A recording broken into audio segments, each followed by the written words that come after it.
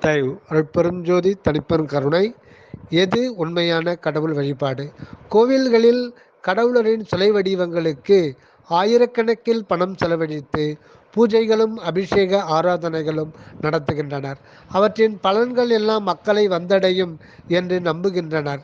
இது சரியான கருத்து அன்று. ஜீவ தேகங்களே உண்மையான கடவுளது ஆலயங்கள். ஜீவ காருண்யமே தெய்வ வழிபாடு.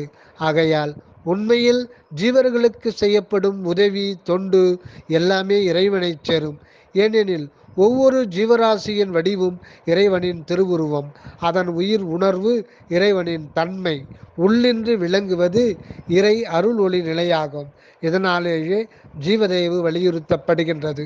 உணவு வழங்கி உயிர் விளக்கம் பெறச் செய்வது முதல் பணி. பின் உண்மைகளை எடுத்து கூறி அறிவிளக்கம் செய்வது அடுத்த